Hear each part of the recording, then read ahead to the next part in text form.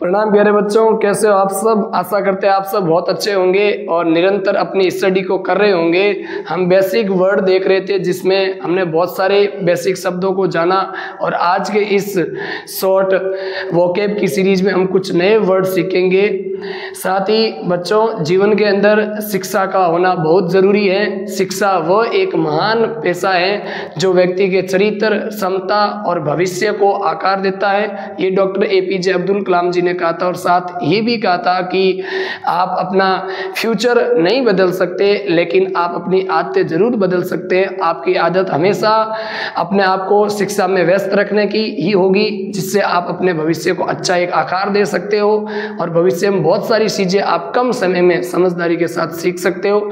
हम इस short video में आज म्यूजिकल इंस्ट्रूमेंट यानी वाद्य यंत्रों के नाम जानेंगे जो इस प्रकार है, जिसमें पहला म्यूजिकल इंस्ट्रूमेंट में वर्ड है वीणा।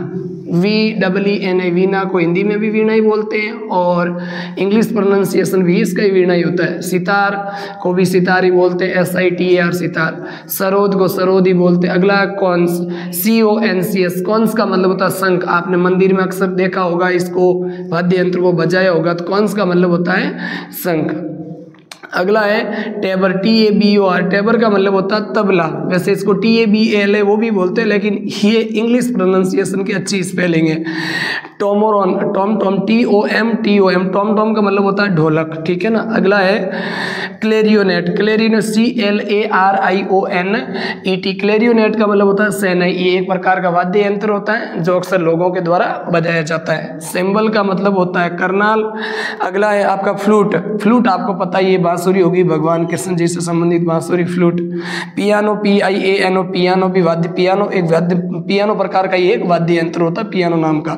वायलिन, VIOLIN है ना। वायलिन का मतलब भी वायलिन ही होता है। अगला है बेल। ये आपने सभी ने सुनी होगी, बेल का मतलब घंटी। ये भी एक प्रकार का वाद्य यंत्र है जिनसे बजाने से कोई आवाज निकलती है।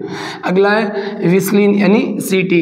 अगला हारमोनियम। हारमोनियम का मतलब भी हारमोनियम ही होता है। जाइलोफोन, जाइलोफोन का मतलब जाइलोफोन ही होता है। अगला है आपका टेम्बरिन। टेम्बरिन का मतलब ढफ या फिर डपली होता है। इससे अगला गिटार। गिटार का मतलब गिटार ही होता है। GUITAR स्पेलिंग अक्सर पूछी जाती है।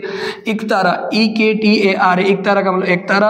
अगला है क्लेरियन, होती है आपकी बांसुरी। ड्रम का मतलब ढोलक होता है और लास्ट आपका वर्ड है HARP। हार्प का मतलब होता है सारंगी। जय हिंद।